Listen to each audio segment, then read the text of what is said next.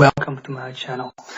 This is my first video, and initially I want to make a video about what is urban planning.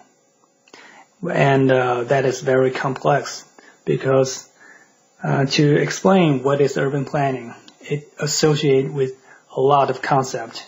So I think I should start by simple. Well, today I want to explain the land use of the city. The first, Burgess Concentric zone model. Well, this is very classic land use model. Well, first, there are assumptions and principles of the concentric zone model of urban land use. The first is homogeneous. So what is homogeneous? Imagine there is an area which is homogeneous. That means when you cut or select a single unit from this area, they will be completely the same. But this kind of area is not commonly seen in real life. Well, the grassland or the desert plain is homogeneous in real life. But the second is one center. This model is one center, not two center, not multiple center. It's only one center. The third one is no heavy industry. The industry is mainly manufacture. And four, no historic survival of earlier land use pattern. And five, the city is expanding. Well, the population is expanding, and the use of the land is expanding. But this will lead to the invasion of function by competing. Well, the sixth are also competing for spaces. Well, the seven, private ownership of property. Well, this is easy to understand. And eight, commercial industry base to the economy of the city. Well, the city is based on commercial and industrial. No agriculture. What would be the land use be like in this area? So what? We should explain the curves. Well, the X represents distance from the CBD, and Y represents the willing to pay for the rent, or the ability to pay for the rent. Different functions have different willing or different ability to pay for the rent. For starters, I would like you to know about the big rent curve. Well, the first zone for the homogeneity of this area, the most accessible place is the center.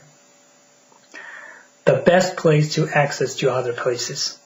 It has the greatest number of people moving into and out of it each day, and also has the most business opportunity. Compete will occur, and the most profitable function will be settled in this center. So that is what the commercial, or say retail, or say business in this curve. In this retail, we can see retails. We call this area the CBD, or say central, or the homogeneity. For the zone 2, well, with the distance from the center grows, there's less chance to access to people. Retails do not want to pay that much in a certain distance from the center. Their willing of payment going down rapidly. So the rent curve of retail is almost, and they just want to stay in the center. Well, in the outer layer of the CBD, the industry, or say the manufacturer, would pay the most for the rent. Look, the industry pays more than the retail. Here pays more than the retail, and here pays more pay more than the residential. In this area, the industry will pay for the most for the rent. So, in theory, this rent would be mainly industry, but it is more complex. In the assumption here of this model, the city is expanding. Yeah, the city is expanding. It used to be small, so this area used to be the framestone of the city and housed many of the merchants and middle-class citizens. With the growth of the city, the industries encroached into zone from inner zone. Living quality was ruined and squeezed.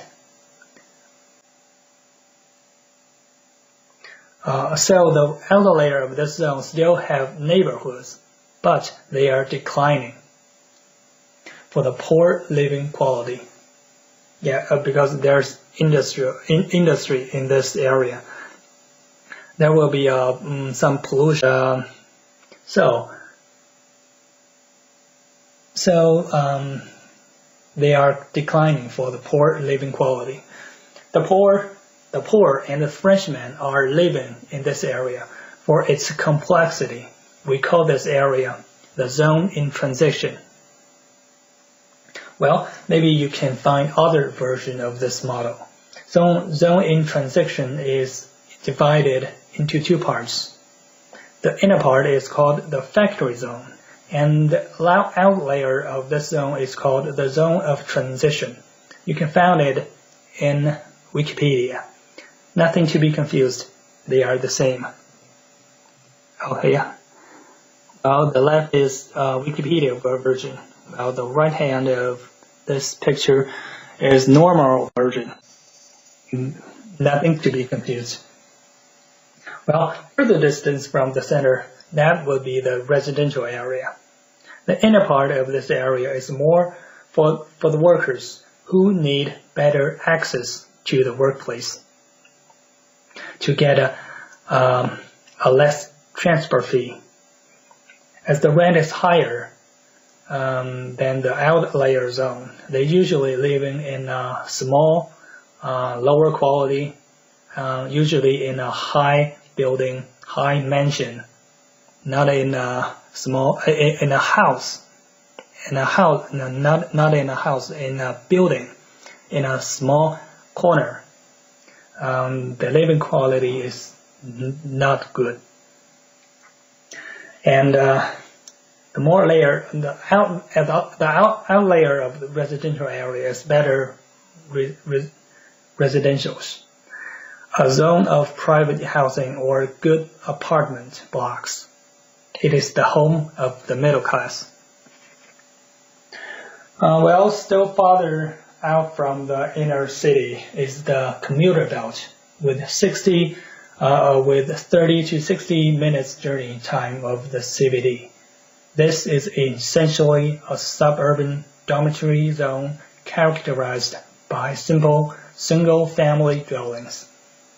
Well, that's for Burgess Concentric zone model of urban land use. To conclude, this model is that in a homogeneous plane, the land use will be concentric. Well, this is a great model for land use, but it also has its shortcomings and restrictions. There's no traffic line taken into consideration. It will affect the accessibility, land value, and land use form. It is just an ideal model. Well, that's for today's video. And if you have any questions or anything you want to know about urban planning,